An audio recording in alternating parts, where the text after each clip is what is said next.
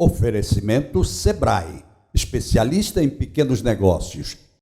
Nos dias de hoje, mais do que nunca, a gente está vendo que é muito importante se cuidar e que também é importante cuidar de quem está ao nosso lado. Por isso, dê uma força para o comércio do seu bairro. Compre do pequeno. Você fica por perto de casa e com a sua força, os pequenos negócios também ficam mais fortes, ajudando a manter os empregos e a economia local funcionando. E isso é melhor para todos. Sebrae, a força do empreendedor brasileiro. Em tempos difíceis como este, todo mundo precisa se adaptar. Mas você, empreendedor, não está sozinho. O Sebrae continua aqui apoiando os donos de micro e pequenos negócios em uma força-tarefa virtual para encontrar soluções e oportunidades para você lidar com os desafios desse momento. E agora, que o cliente não pode mais vir ao salão, o que eu devo fazer? Pelo telefone, no portal e nas redes sociais, estamos aí trabalhando para o Brasil seguir em frente. Fale com a gente. Sebrae, a força do empreendedor brasileiro. Olá, meus amigos, mais um bate-papo com o Geraldo Câmara de manhã, logo num sábado, com uma empadinha de camarão feito por Lady Van. Não dá para ninguém. Mas eu não vou comer agora não, que eu quero conversar com vocês. Mas rapidinho, veja bem, o nosso editorial de hoje, como vocês sabem, é aquele meu artigo que eu coloco na minha coluna Bate-Papo do Tribuna Independente, do Jornal Impresso, que saiu ontem, ok? E agora eu trago para a televisão também. O de hoje. Remédio é problema político? Deus me livre de tentar ditar normas, jogar filosofia fora, provocar mais polêmicas onde já existem tantas. Mas o fato é que não dá para ficar calado quando se vê que um protocolo de medicina que deve ser elaborado, defendido e aprovado pela classe médica virou gracinha nas mãos de gente que jamais passou por perto de uma faculdade de medicina, mas que se julga o cobra porque ao invés de estetoscópio, tem a caneta na mão. Ora direis ouvir estrelas, como dizia o poeta, que demonstrou que em poesia tudo é válido, mas em medicina, não. Os leigos não podem estar por aí a ouvir estrelas, a especular que este ou aquele remédio é bom ou é ruim, porque talvez nenhum tenha lido uma bula simples, quanto mais discutir sobre o assunto, como se professores fossem doutores que nem por perto de honoris causa passaram, mas que se acham suficientemente autoridades para exigirem que os pacientes do terrível Covid-19 sejam tratados com a cloroquina ou que não me tenha o remédio milagroso. E aqui entra o meu protesto para que fique bem claro que não estou a dizer que o remédio serve ou não serve, até porque nunca soube também que jornalista como eu pudesse receitar ou até mesmo indicar este ou aquele medicamento. Mas não me tirem o direito de deixar bem claro que são os médicos, os doutores, os cientistas que podem dizer o que pode e o que não pode na difícil e complicada área da ciência médica. Não pode ser. E tenho certeza que não será a caneta de um presidente que irá mudar essa máxima. Os estudos, por exemplo, dos efeitos colaterais, a cura para um mal e a morte por outro causado por um remédio mal aplicado, tudo isso e tudo mais deverão ser problemas específicos dos especialistas. Protesto à parte, tomara que este ou qualquer outro remédio venha a ser comprovadamente eficiente na cura desse terrível mal, mas que o seja atestado e receitado por quem de direito, por quem fez o juramento de Hipócrates, que em determinado trecho diz: aplicarei, abre aspas, aplicarei os regimes para o bem do doente segundo o meu poder e entendimento, nunca para causar dano ou mal a alguém, fecha aspas. Que venha, cloroquina ou não, o remédio salvador, mas pelas mãos de quem o pode aplicar, ok? Muito bem, então, sendo assim, não vou nem bobear. Vou chamar vocês logo para conversar com o doutor Marco Cavalcante. Marco Cavalcante é médico, a especialidade dele não é a infectologia, mas é muito interessante você ouvir o que ele tem para dizer. Prestem bem atenção no médico Marco Cavalcante. Olá, Geraldo, tudo bem? É um prazer estar aqui com você mais uma vez, participando do seu programa, agora na Rede Bandeirantes. É um prazer imenso estar aqui para discutir com você algumas coisas ligadas ao que você pediu que eu falasse. O que o médico que faz reprodução humana, ginecologista, vai falar sobre Covid-19? Porque todos os médicos estão obrigados a entender como é a doença Covid-19, como ela se desenvolve e como tratá-la. Porque nós estamos num momento que requer a máxima atenção de todos não só do ponto de vista da terapêutica, mas também de uma parte mais importante que eu acho que é a terapêutica, que são as barreiras sanitárias. Há um problema sério no mundo que não se preparou para essa pandemia, nem do ponto de vista das unidades de hospitalares, nem tampouco na cultura das pessoas, né? Eu queria aproveitar esse momento que você me deu, essa oportunidade, e primeiro dizer por que eu tenho condições de falar um pouco sobre isso. Primeiro, porque eu sou médico. Segundo, porque eu trabalho numa área que nós temos que ter uma barreira sanitária altamente eficiente, que é entrar no laboratório de reprodução humana, que mexemos com embriões, que mexemos com espermatozoides, e que essa sala tem que ter um ar ultra purificado, que a gente chama de ISO 6, ISO 5, e uma outra sala de transferência de embrião, que tem que ter também a mesma classificação, ISO 6 ou ISO 7. O que isso quer dizer? É que eu entendo como se faz uma barreira sanitária. Eu posso te afirmar que a imensa, mas a esmagadora maioria da população não sabe fazer barreira sanitária. Então, quando fala assim, olha, vamos isolar as pessoas em casa, vamos fazer o confinamento das pessoas, o tal do isolamento horizontal ou o próprio lockdown, isto eu considero, como eu trabalho com essa área de barreira sanitária, eu acho isso realmente um grande risco. Mas nós não temos uma outra solução para o caso. Por quê? Porque quando nós isolamos as pessoas nas suas casas, nós estamos dizendo que se houver uma contaminação, vai ficar entre eles ali. O problema é que a imensa maioria das casas, as pessoas, algumas saem para trabalhar e elas retornam para casa trazendo o vírus para as pessoas. Então, não é o momento agora de eu fazer, que eu quero ter essa chance que você me deu, de provocar pânico. Não, ao contrário, eu vou fazer o inverso, tá bom? Eu quero que vocês prestem bem atenção. Quando nós vamos comparar o Brasil a duas potências mundiais do ponto de vista econômico, do ponto de vista de tecnologia, Alemanha e Estados Unidos. Estados Unidos tem 330 milhões de habitantes, a Alemanha tem 83 milhões de habitantes.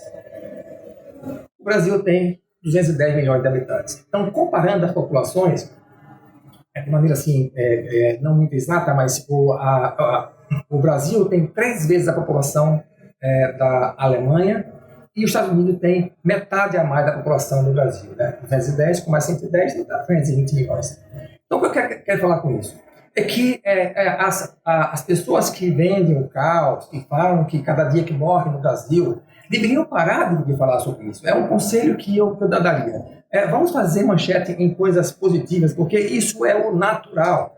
As pessoas vão ouvir todos os dias, porque assim, se você olhar toda a história da Covid-19, né? Covid-19 é a doença, tá? Coronavírus é o vírus. Muitas pessoas, a imensa maioria vai ter o vírus, contato com o vírus, mas não vai desenvolver a Covid-19, não vai desenvolver a doença, né? Então, quando a gente vai fazer uma comparação, por exemplo, que aqueles que vêm do caos do Brasil, nós estamos num grande problema, o mundo inteiro está no problema porque o mundo inteiro não se preparou para enfrentar uma pandemia. A OMS ela diz que a quantidade de leitos que deve existir por 10 mil pessoas é de 1 a 3 leitos. Tá? 1 a 3 leitos. Esses 3 países que eu estou comparando, Brasil, Estados Unidos e Alemanha, é para vocês verem que nós não estamos mal nessa foto, não. A quantidade de leitos que o Brasil tem por cada 10 mil habitantes é 2,7, Estados Unidos 3,3 e a Alemanha em torno de 3. Ou seja, nós estamos dando um exemplo de como a OMS exige, que tenha 1 a 3 leitos por cada 10 mil habitantes. O problema é que a própria OMS também errou. Porque quando a OMS diz que é 1 a 3 leitos, isso é em condições normais. Mas em condições de catástrofe, em condições de pandemia, precisa ter 30 vezes mais do que isso. Então, preste atenção.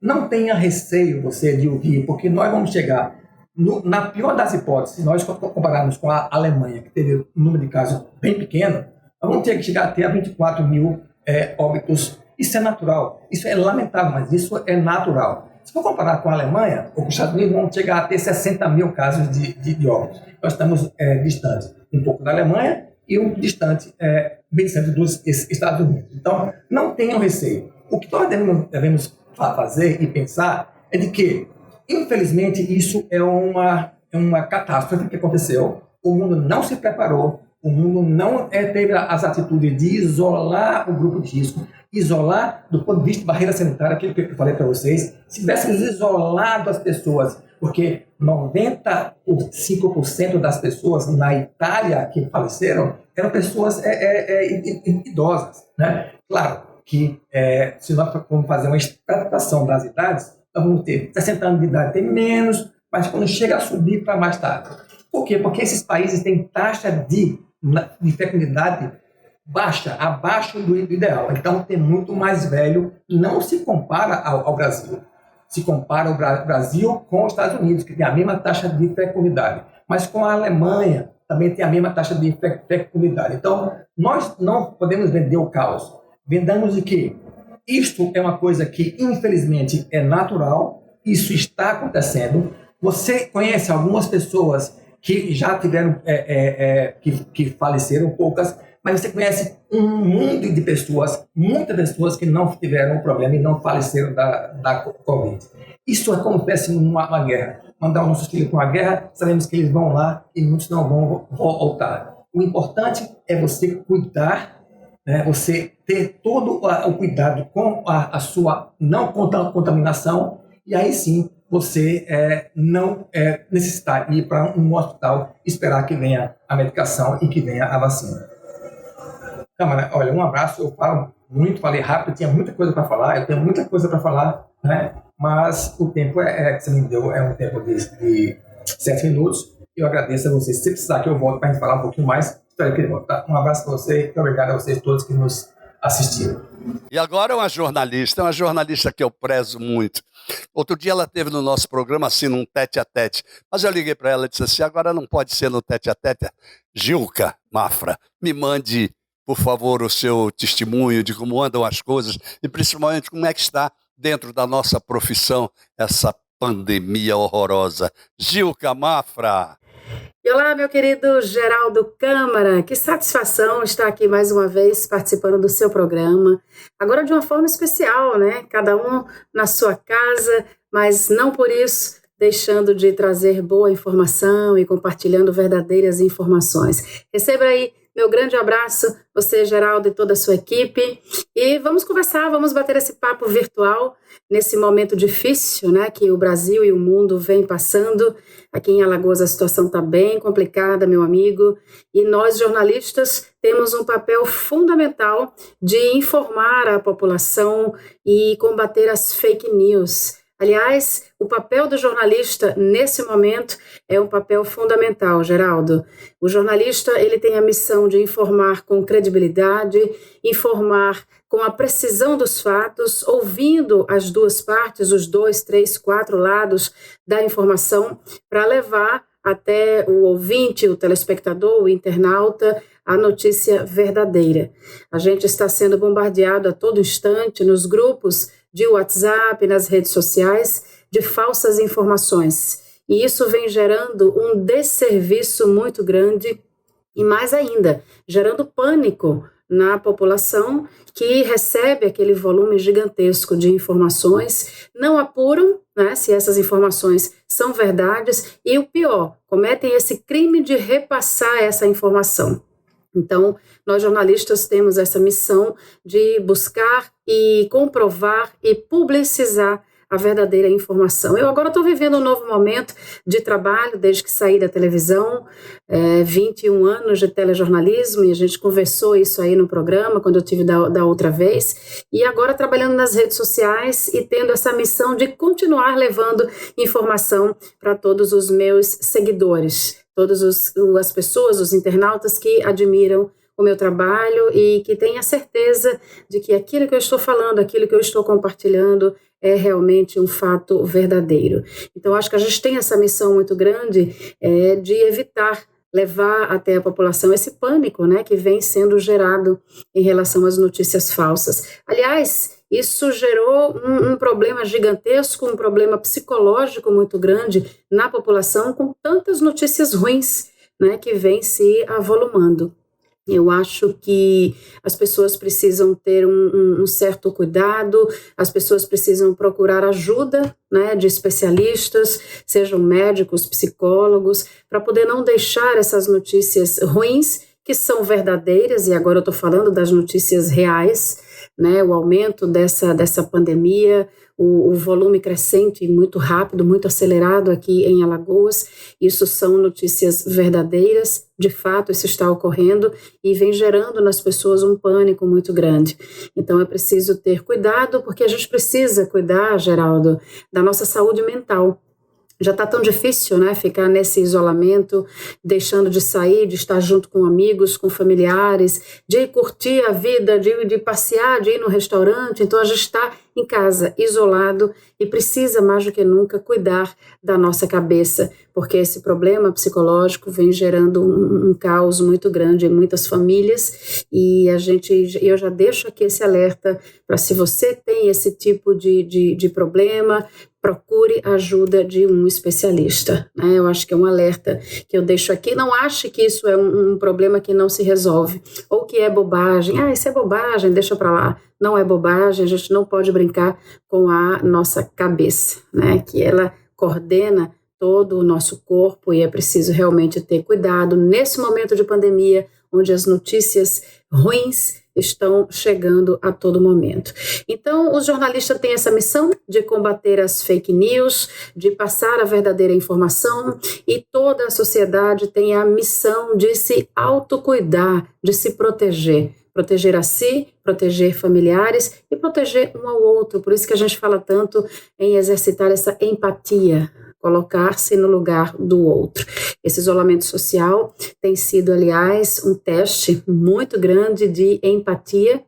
Claro que para as pessoas que estão seguindo o isolamento social, porque infelizmente, viu, Geraldo, muitas pessoas aqui no estado ainda estão levando essa pandemia e essa doença como uma brincadeira, e não acreditam nos números e nos fatos, e vêm, infelizmente, ainda se aglomerando e provocando, com certeza, a contaminação de outras pessoas, já que tem tantas pessoas assintomáticas, né, que até passam esse vírus sem sentir nenhum sintoma. Então, eu já deixo aqui esse alerta que o isolamento social realmente é a única forma para se conter o avanço do coronavírus. Falando também dos novos caminhos a serem traçados, na verdade, todos nós, com essa pandemia, estamos nos reinventando. Acredito que em todas as profissões, todos os comerciantes que tiveram seus negócios prejudicados, as vendas prejudicadas, existem aqueles que reclamam e existem aqueles que se reinventam, que buscam alternativas para poder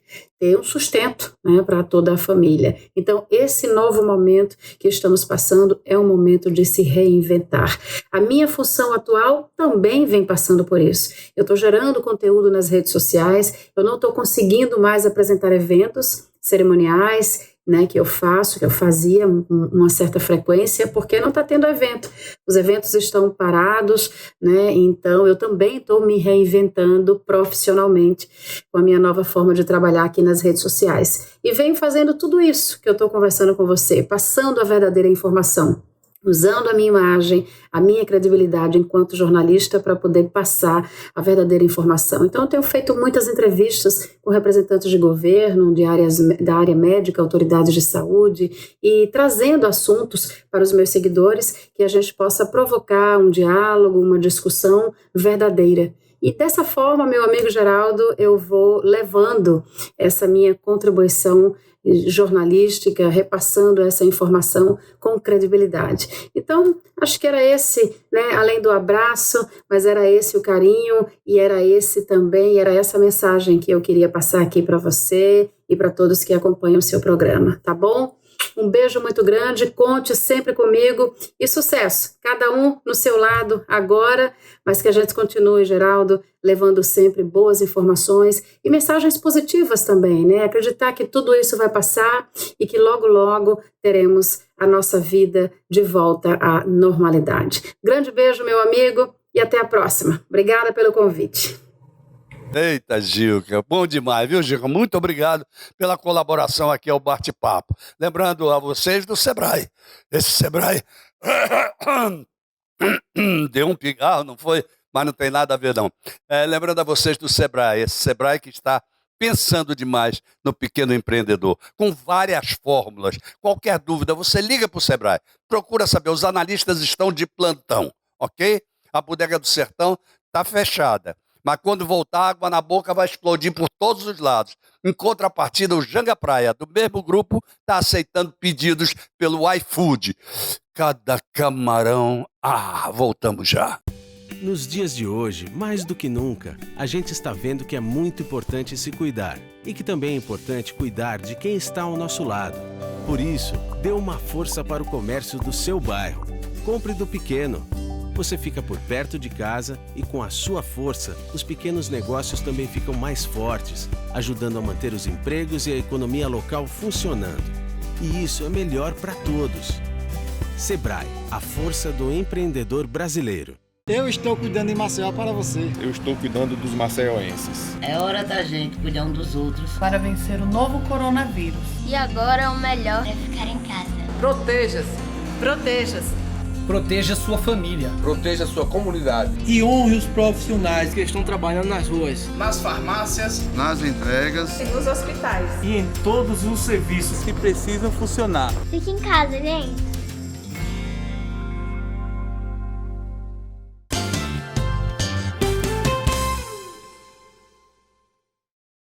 Voltamos, gente, ao nosso bate-papo com o Geraldo Câmara de hoje. E vocês já viram que trazendo coisas boas para vocês, não é verdade? Então, neste segundo bloco, nós queremos começar convidando um grande amigo. A gente faz amigos do trabalho, né? É o ex-diretor técnico do Sebrae, Ronaldo Moraes, que tem uma enorme capacidade para avaliação desse momento. E eu pedi ao Ronaldo que fizesse um vídeo para nós também. Então, vejam o que o Ronaldo tem a dizer a vocês. Ronaldo Moraes. Olá, Geraldo. É um prazer muito grande estar aqui, podendo gravar esse vídeo para que a gente fale um pouco aqui sobre a micro e pequena empresa e toda essa crise da pandemia. Inicialmente, eu queria comentar sobre um artigo que eu vi esses dias, que eu tive a oportunidade de ler, que o autor falava que nós estamos vivendo o fim do século XX. Né? Uma visão muito interessante, né? Que o modo de viver, né, determinados conflitos do século XX, na verdade, ainda perduravam nesse novo século, né, XXI, um século de muita esperança, de muitas mudanças, né, onde a tecnologia é muito intensa. Então, é muito interessante essa visão de que determinados conflitos, como esquerda e direita, como religião versus religião, como essa questão toda de sexualidade e tudo mais, questões muito polêmicas, vêm sendo discutidas e que agora, com essa pandemia, talvez seja um grande marco na mudança, né, em que a humanidade possa realmente usar a tecnologia a seu favor e principalmente a favor das grandes questões sociais, como é o caso da saúde. Mas, enfim, vamos lá para o nosso tema, que é a micro e pequena empresa. Então, a micro e pequena empresa, ela é fortemente afetada pelo ambiente externo, né? Ela é muito dependente da demanda, né, no mercado local, né, no seu bairro, na sua rua, né, no seu município. Né? São poucas as empresas que vendem para fora do seu estado, que o mesmo exportam. Né? Então, enfim, essa crise é uma crise que bate diretamente na questão maior da pequena empresa, que é o seu contato direto com o cliente. Então, o seu principal canal de venda, né, que é a venda presencial, foi fortemente abalada. Né? Então, é preciso que sejam gerados outros caminhos e nem todos estavam preparados para isso. Né? De certa forma, estão sendo forçados a procurar soluções. Mas o que é interessante certamente, isso é o que a gente sempre conversou, né, que aquelas empresas que tinham a melhor gestão, que tinham seus números sob controle, né, sobre domínio sobre que estão ali à vista, podem, num momento como esse, tomar melhores decisões, né, e decisões mais rápidas, né, que foi uma coisa muito importante. Uma outra questão, né, que se torna mais importante ainda, num momento como esse, que a competição aumenta demais, é a questão da criatividade e da inovação. Né? Então, a gente está vendo aí apesar de toda essa queda na demanda, alguns empresários, né, tendo soluções criativas que façam com que eles sobrevivam. E, evidentemente, tem uma questão que a gente não pode deixar de desconsiderar, porque afeta diretamente a pequena empresa, que é a questão do crédito, né? Essa é uma questão que, evidentemente, se a empresa tem uma melhor gestão, ela tem um melhor acesso ao crédito, né, sua forma tradicional. Mas não é o crédito na sua forma tradicional que vai resolver um problema desse, que é uma verdadeira tragédia, é uma coisa excepcional, né? Então, me lembro em 2010, quando teve as enchentes ali no Mundaú, que arrasou várias cidades lá e o comércio local, né?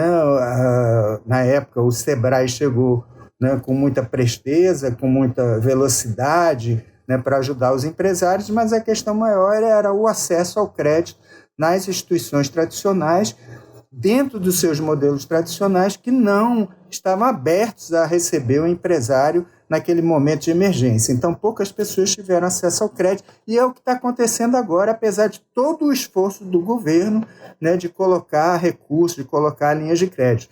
Mas os canais tradicionais de crédito, eles se mostram resistentes, porque eles têm que seguir regras do Banco Central, tudo mais, né, que os gerentes se arriscam muito ao ousar no crédito, né, como seria necessário. Mas parece que o governo também está já alerta para isso e deve tomar medidas. Bom, eu sei, Geraldo, que as pessoas estão sendo obrigadas a mudar, né, obrigadas a experimentar determinadas coisas que, no final das contas, podem ser muito importantes para que se dê essa virada que já vinha em andamento, né, no ambiente empresarial, e que agora as empresas foram forçadas, obrigadas a experimentar determinadas coisas que antes não tinham a necessidade tão preemente, né, como é o caso do teletrabalho, né? Então, eu acredito que para muitas empresas vai ser irreversível, porque é algo que reduz custos, dá uma série de vantagens, né, e tudo mais. Outra questão é a questão da multicanalidade, né? Você não pode depender só de vender presencialmente, você tem que vender por outros canais, né? Então, vender por outros canais não é uma coisa simples, não é simplesmente ter um site, não é simplesmente ter um WhatsApp. Você tem que ter uma estrutura por trás, você tem que ter logística, né? Então tem que se preparar para isso. E outra questão que está afetando mais radicalmente as empresas são novos modelos de negócio, né? Modelos de negócio baseados no digital. Por exemplo, eu vi agora, essa semana ainda, uma reportagem sobre uma startup que coloca lojas de autosserviço nos condomínios sem a necessidade de ninguém lá estar trabalhando, né? Então, simplesmente pelo aplicativo, as pessoas pegam, escaneiam o produto pelo código de barras e aí, né, é feita a venda, paga pelo cartão e tudo mais. Então, é um desafio muito grande. Outro desafio também, mais para frente e mais intensivo em tecnologia, é a questão das impressoras 3D, né? Imagina quantos problemas de manutenção a sua casa está tendo, né? E você não tem como, às vezes, a condição de ir numa loja de construção civil e aí você pode imprimir uma peça lá, né? E 1000 outros exemplos, né, das próprias empresas de questão de manutenção e tudo mais. Enfim, são grandes desafios que estão aí pela frente, né? A gente não sabe como isso vai ficar, mas é muito pouco o tempo para falar tudo que eu gostaria, mas eu queria só deixar o seguinte: provavelmente a gente vai ter momentos de fechamento e abertura, talvez momentos intermitentes de abertura e fechamento. Então, as empresas precisam estar preparadas para isso, para aumento e diminuição de demanda, né? A gente está com uma demanda muito grande reprimida, por exemplo, de serviços médicos, né, que foram adiados e tudo mais. Então, vai ter um momento desses que as pessoas vão recorrer muito. Outra é a questão de lazer, né? Então, as pessoas vão estar ávidas para encontrar as outras, ávidas para consumir, para se divertir e tudo mais. Então, isso vai ter, né, um pico muito grande quando tiver uma abertura, mesmo que seja intermitente. Então, as empresas precisam se preparar. as empresas precisam ter um plano, elas foram pegas de calça curta, né? Então agora, né, a gente sabe que isso vai acontecer e sabe que outras pandemias virão. Então se preparem, tem um plano A, B, C e D, né, para que não seja novamente, as empresas novamente não sejam surpreendidas, né, com tamanha diminuição de demanda. Então, muito obrigado pela oportunidade, um grande abraço. Muito bem, gostaram? Pois é, agora eu vou para o momento memória, né? Da última vez nós colocamos um programa que eu fiz em 2009 com o GCE Quirino. Hoje nós vamos botar um pedacinho de um programa histórico, porque foi o segundo bate-papo em 1992, quando nós estreamos esse programa. Com quem? Com, na época, senador da República, Marco Maciel, que depois se tornou vice-presidente da República. Só que o assunto que ele trata do momento é incrível, porque ele fala sobre o impeachment do ex-presidente Collor, da entrada do Itamar Franco e como estava a situação naquela época. Vamos fazer analogias? Vamos lá, Marco Maciel com vocês. Boa tarde, amigos. Mais um bate-papo com o Geraldo Câmara, que graças a Deus alcançou índices invejáveis de audiência. A cada dia a gente recebe de vocês as melhores considerações sobre esse programa, e esse é o que interessa. Eu dizia na chamada inicial do programa que o bate-papo não é com o Geraldo Câmara, é com você e com os nossos convidados sempre ilustres que nós trazemos para aqui. E hoje nós estamos com um convidado realmente ilustre, que não é da terra, mas que eu tenho absoluta certeza que deixa o seu coração aqui na terra também.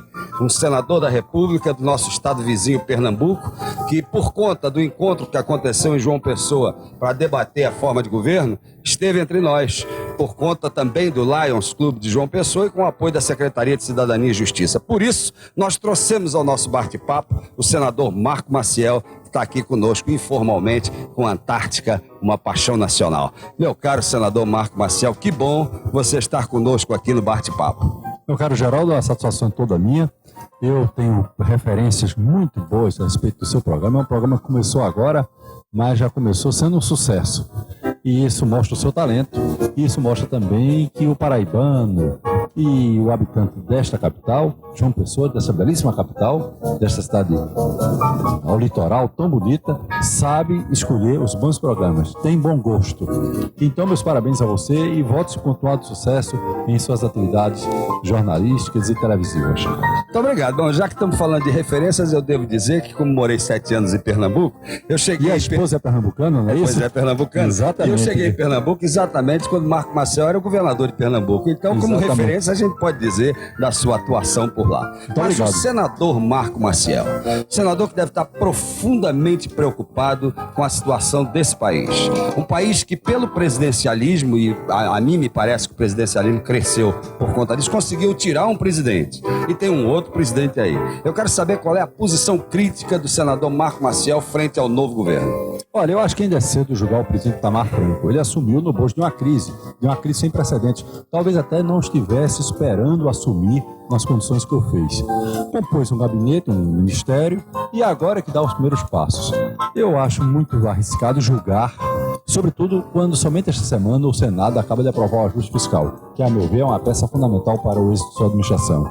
Vamos aguardar um pouco mais, deixar maio chegar, ou junho, porque a gente já pode fazer uma avaliação do governo. Agora, uma coisa me preocupa, Geraldo, é a grande crise econômica e social que vive o país. Nós estamos vivendo uma grande recessão, os problemas econômicos se agravando com muita velocidade, e eu acho que precisa encontrar saídas para essas questões. E eu acho que uma das saídas é o entendimento.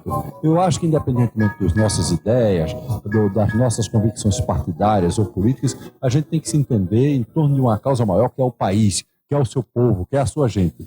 Então, eu acho que, nesse momento, é fundamental, quem sabe, passar do plebiscito, que a gente trate de fazer um grande entendimento nacional, porque, havendo um entendimento, não é que os problemas desapareçam, mas eles se tornam menores. Mas você acredita que, a partir do impeachment, o entendimento político passou a ser mais amplo? Eu acredito. Acredita nisso? Acredito, inclusive, já noto no Congresso, o presidente Itamar fez um gabinete, um ministério, que eu podia dizer quase um gabinete parlamentarista. É verdade.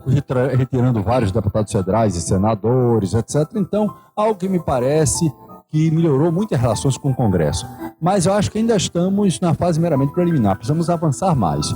Eu acho que a gente precisa fazer um grande entendimento nacional. Fazendo um entendimento nacional, ou seja, os partidos políticos representados no Congresso, o presidente da República, se a gente se entender em torno de algumas questões básicas e começar a adotar medidas consistentes e articuladas... Vamos a algumas dessas questões básicas. Por exemplo, combate à inflação. Certo. Nenhum país volta a crescer com a inflação nos níveis que está. Mas qual seria a forma? Sem moeda. O Brasil está sem moeda. Sem moeda. Segundo lugar, quem paga a inflação é o trabalhador, é o assalariado, é quem ganha menos, é o pobre, enfim. Então é um imposto invisível que o pobre paga, se chama inflação. Ele às vezes se ilude pensando que quando vem no contra-cheque dele um salário maior, no mês seguinte, ele pensa que ganhou mais dinheiro. Isso. Na realidade, ele às vezes perdeu dinheiro, porque a inflação comeu, durante os dias que antecederam o recebimento do salário, uma parte do seu dinheiro. Então, eu diria que essa é uma das questões básicas. Outra questão são os desníveis, o problema de distribuição de renda. Eu estou apenas dando um exemplo. Agora você me pergunta fórmulas. A fórmula, a meu ver, é através do entendimento, porque eu quero agora traduzir com relação à inflação de modo especial. Perfeito. Eu acho que a inflação, independente de sua origem financeira, a inflação é um fenômeno financeiro, é um fenômeno financeiro, ela tem uma componente social muito elevada. Eu acho que nós só vamos ter êxito no combate à inflação quando nós conseguirmos ter um plano, uma proposta consistente de reabilitação da moeda, de respeito a uma política de preços e salários, uma política de rendas, enfim, e quando nós conseguimos passar para a sociedade que estamos no caminho certo. Na hora que isso acontecer, a inflação imediatamente cede. Veja que no plano cruzado, o que aconteceu foi um movimento espetacular, porque na hora que se baixou um decreto, e aquele decreto estava em sintonia com o povo imediatamente partiu para apoiar o governo e até partiu para fiscalizar os preços. Então, o que é? Uma adesão popular a um programa de governo. É um programa de governo que tem que ser feito. Agora eu lhe pergunto uma coisa. O senador nordestino, o deputado nordestino, o político nordestino, ele tem uma responsabilidade com a nossa região, fora de qualquer dúvida ele tem essa responsabilidade. Agora, até que ponto ele está conseguindo fazer com que... Eu queria só dizer a vocês nos perdoem, nos desculpem pela imagem, mas é memória. Então, a imagem é de memória, é daquele tempo. Quando era gravado, as fitas eram gravadas em VHS. Foi um trabalho danado para a gente pegar isso. Mas tudo bem. Lembrar vocês do Sebrae, lembrar que o Sebrae está sempre presente na vida do pequeno empreendedor, lembrar vocês da Bodega do Sertão, e eu continuo afirmando, ela está fechada por enquanto. Quando ela abrir, ela vai dar um estouro da boiada que vocês vão ver que maravilha. E o Janga Praia, do mesmo grupo, que tem os frutos do mar maravilhosos e que você pode pedir o que quiser através do iFood. Vamos lá? Vamos lá, gente. Em tempos difíceis como este, todo mundo precisa se adaptar. Mas você, empreendedor, não está sozinho. O Sebrae continua aqui apoiando os donos de micro e pequenos negócios em uma força-tarefa virtual para encontrar soluções e oportunidades para você lidar com os desafios desse momento. E agora, que o cliente não pode mais vir ao salão, o que eu devo fazer? Pelo telefone, no portal e nas redes sociais, estamos aí trabalhando para o Brasil seguir em frente. Fale com a gente. Sebrae, a força do empreendedor brasileiro. Eu estou cuidando de Maceió para você. Eu estou cuidando dos maceioenses. É hora da gente cuidar um dos outros para vencer o novo coronavírus. E agora o melhor é ficar em casa. Proteja-se. Proteja-se. Proteja sua família. Proteja sua comunidade. E honre os profissionais que estão trabalhando nas ruas, nas farmácias, nas entregas e nos hospitais. E em todos os serviços que precisam funcionar. Fique em casa, gente.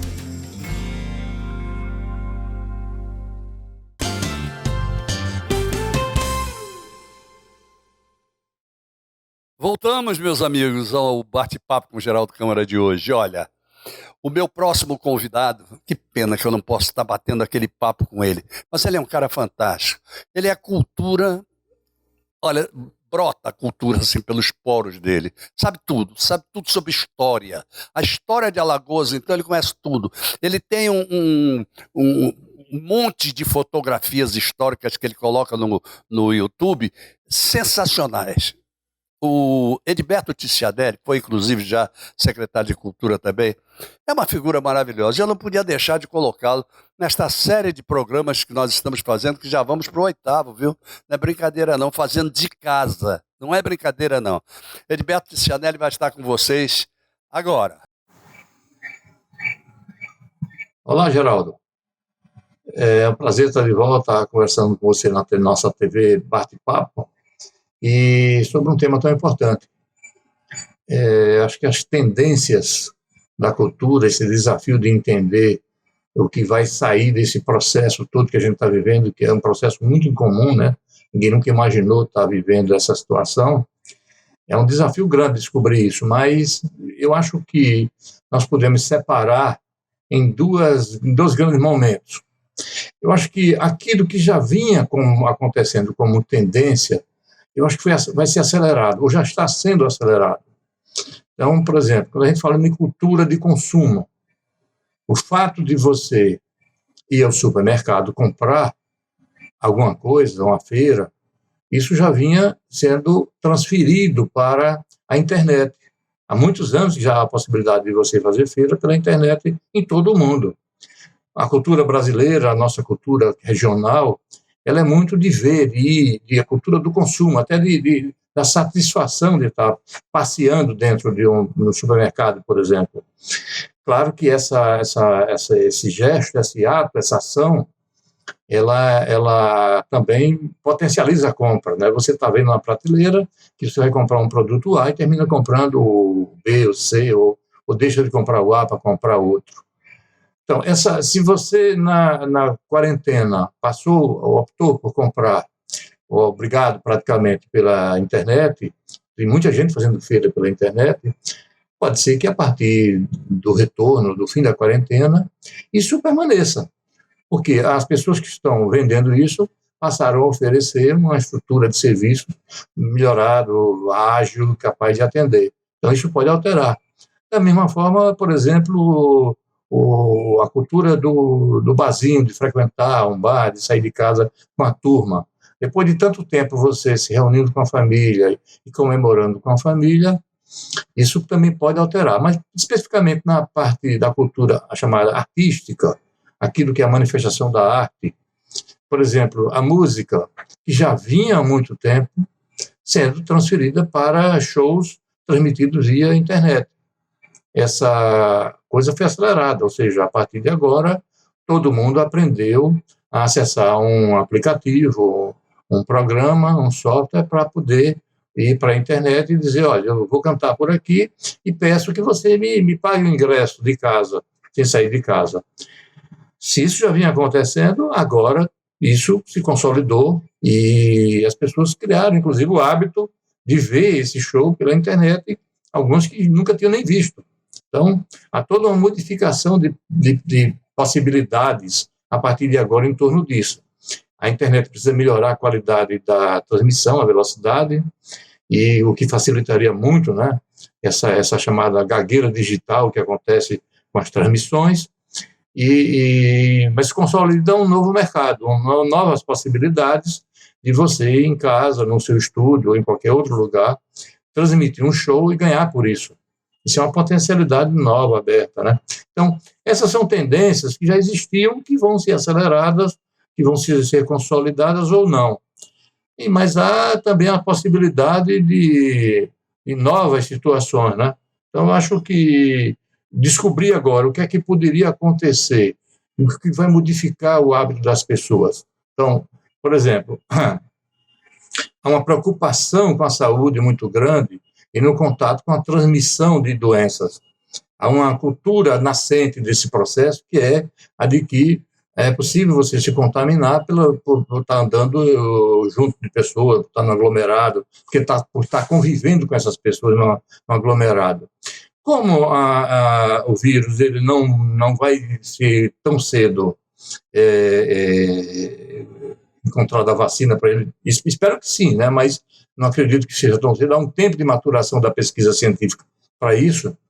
As pessoas vão evitar aglomerações. E isso pode afetar diretamente os chamados eventos, não de espetáculos, eventos de festa.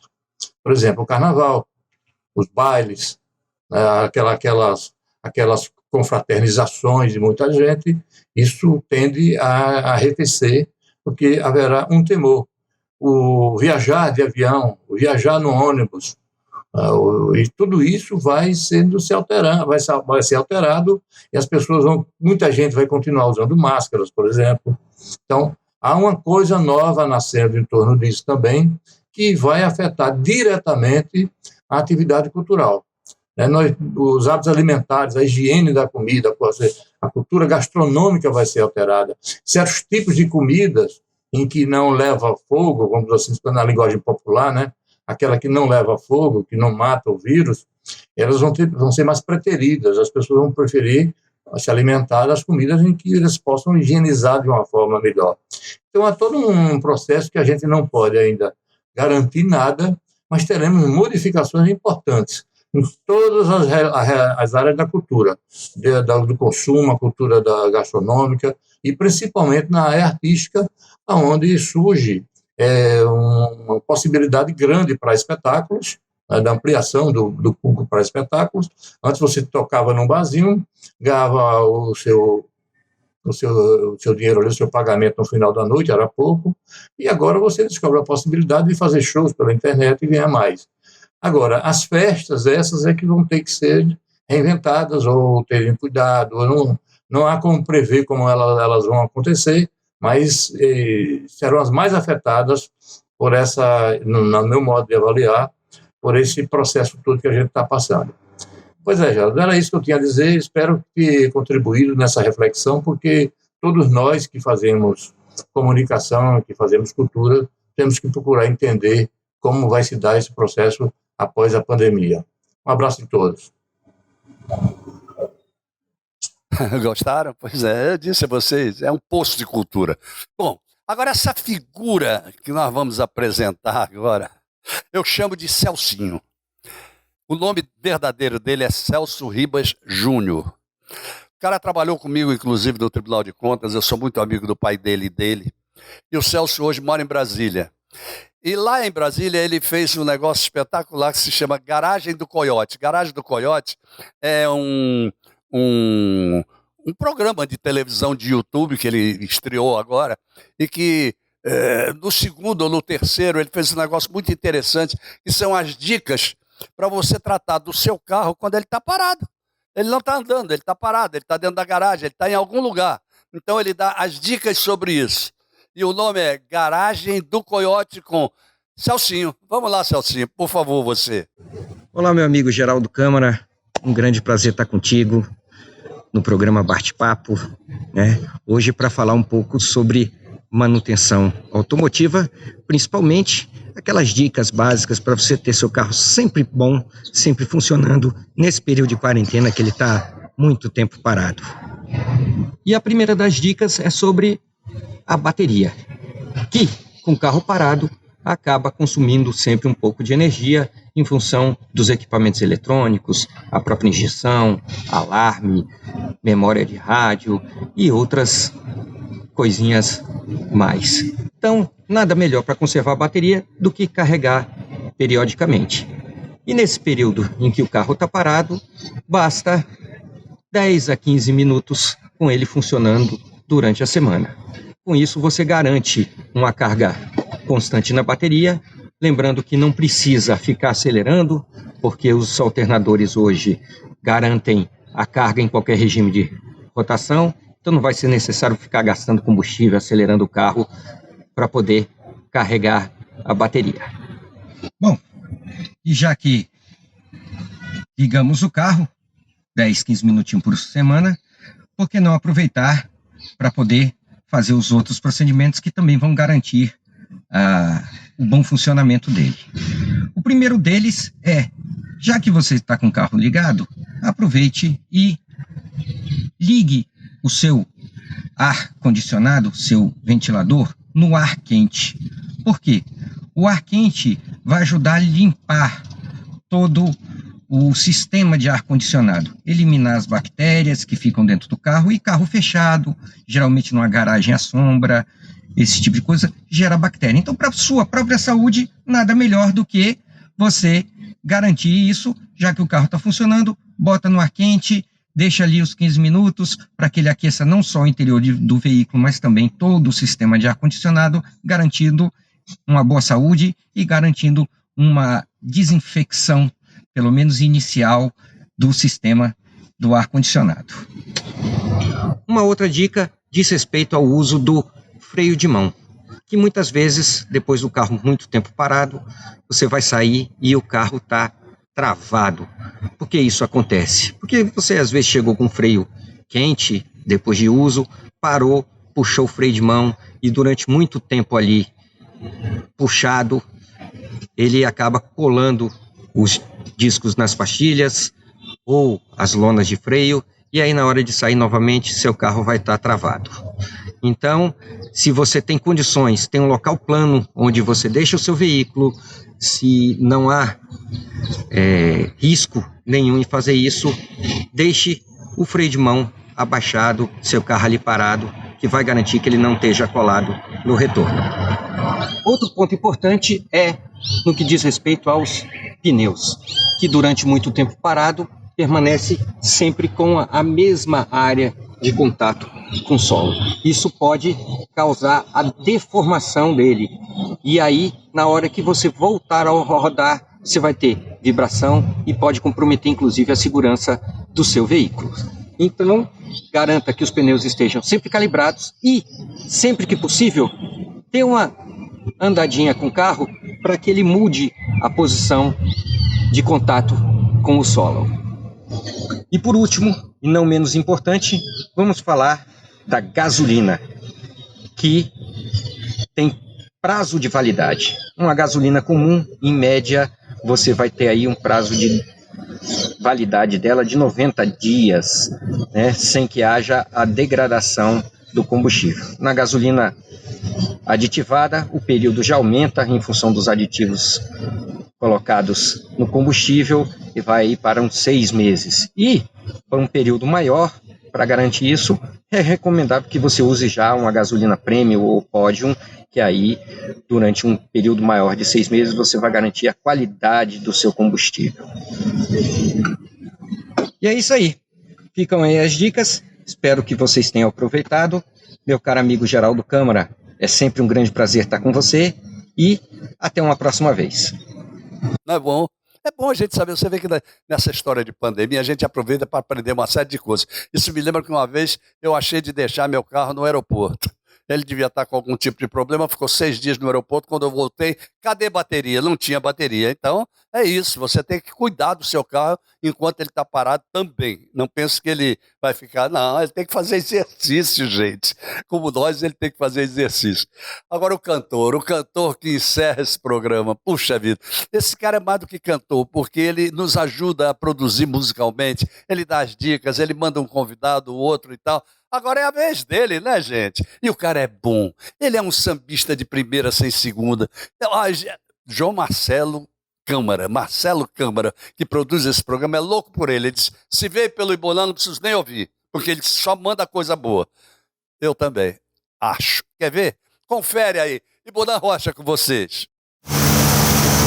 E aí, amados e amades, olha, em primeiro lugar, agradecer ao amigo Geraldo Câmara e ao Bate-Papo, por mais uma vez estar me cedendo esse espaço, e convidar todos vocês para no próximo dia 30 de maio, é um sábado, a partir das 20 horas, a minha live comemorando meus 60 anos. É o meu Samba Sex do Ibolã Rocha, próximo dia 30 de maio, a partir das 20 horas, em todas as plataformas, Facebook, Instagram, YouTube, e conto com a participação de todos vocês.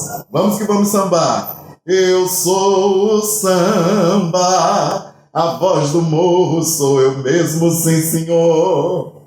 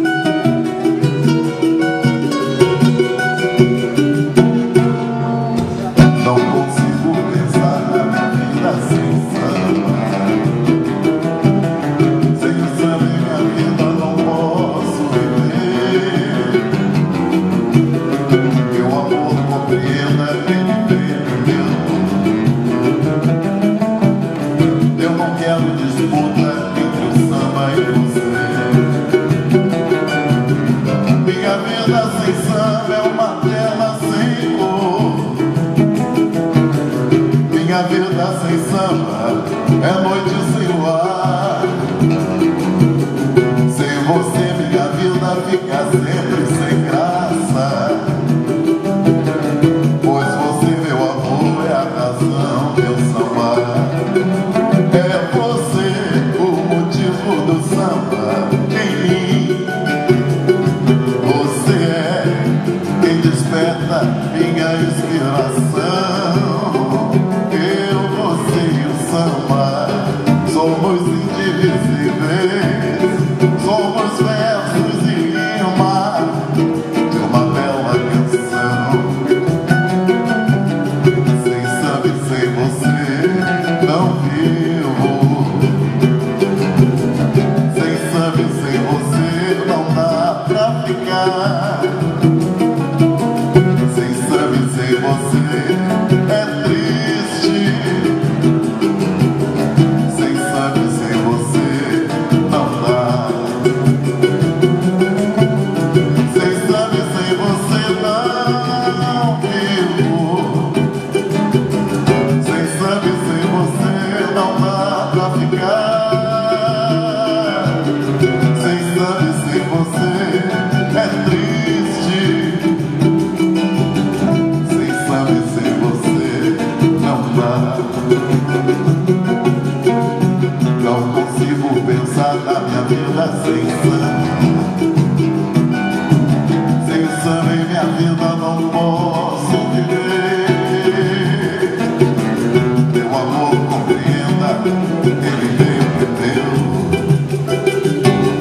e eu não quero disputa entre o samba e você. Minha vida sem samba é uma tela sem cor. Minha vida sem samba é noite sem luar. Sem você minha vida fica sempre sem graça. Pois você, meu amor, é a razão de eu samba. É você o motivo do samba em mim. Você é quem desperta minha inspiração. Eu, você e o samba somos indivisíveis. Somos versos e rima de uma bela canção.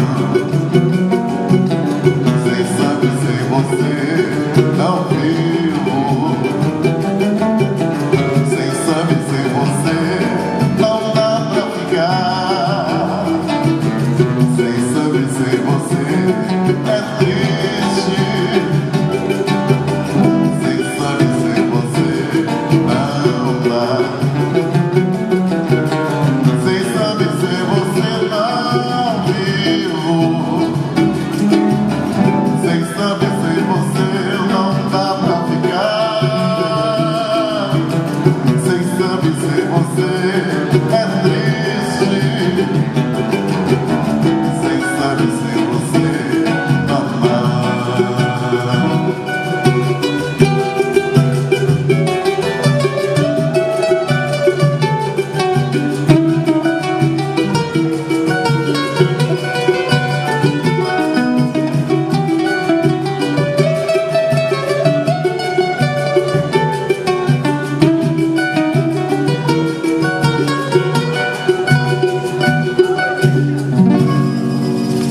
Violão, Chico Fidelis. Cavaquinho, André. Pandeiro, Caco. E ali no auxílio luxuoso, Ronaldo. Obrigado, pessoal. Boa noite. Gostaram do Ibonan? Eu tenho certeza. Quem não conhece o Ibonan? E olha, acompanha o Ibonan nas redes sociais, que todo dia ele está se apresentando. E ele faz a capela, ele não quer nem saber. Faz a capela, vai em frente e atrás vem gente. Ibonan é isso. Gente, nós estamos encerrando mais um bate-papo com o Geraldo Câmara, feito de casa. Com muito amor, com muito carinho, para não ficar longe de vocês. Porque ficar longe de vocês não é uma boa, né? Vocês viram nesse programa uma memória de 28 anos atrás, quando esse programa começou, e que continuou ininterrupto por aí afora. Nós temos outras coisas para mostrar a vocês. E vamos mostrar, inclusive daqui de Alagoas também, ok? Por enquanto, ficamos aqui e dizemos até o próximo sábado. Se Deus quiser, Ele mandou dizer que quer, e quando ele manda dizer que quer, o que é que acontece? Nosso encontro está marcado. Então, até lá, gente. Oferecimento Sebrae, especialista em pequenos negócios.